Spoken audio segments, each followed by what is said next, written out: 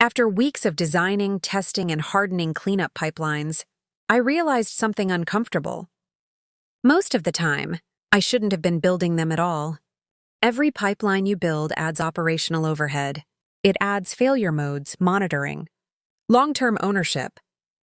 In production data platforms, unnecessary complexity isn't inefficient. It's risky, and sometimes choosing the wrong solution is more dangerous than having no solution at all. Once the cleanup logic worked, the default answer was obvious. Let's build a pipeline. Azure Data Factory could list files, apply retention rules, delete data. It felt flexible. It felt powerful. It felt like good engineering. But over time, the cost became clear. Pipelines needed permissions, logging, dry runs, monitoring, performance tuning. Every change required testing. Every failure required investigation. And all of that effort was spent deleting files older than a certain date. Most cleanup requirements aren't complex. They're usually simple. Delete blobs older than end days under a known prefix. And storage platforms already solve this problem. Azure Storage Lifecycle Management can apply age-based rules, run continuously, and scale massively. Without enumeration, without orchestration, without pipelines.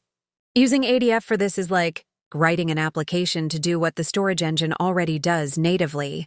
The fix wasn't improving the pipeline. It was not using one. For simple retention rules, use native lifecycle policies. Let the storage layer handle deletion. No schedules, no loops, no retry logic. Pipelines still have their place when business rules are involved, when approvals are required, when deletion depends on upstream state, but otherwise they're the wrong abstraction. Before, cleanup meant complex pipelines and constant monitoring. After, it meant declarative rules and near-zero overhead. Cleanup became invisible. And that's exactly what good infrastructure should be. Here's the principle that closes this series. The best engineering decision is knowing when not to build. Pipelines are powerful, but restraint is what makes systems robust. If this series was useful, give it a like. And for more real-world data engineering lessons, subscribe to Data in Practice.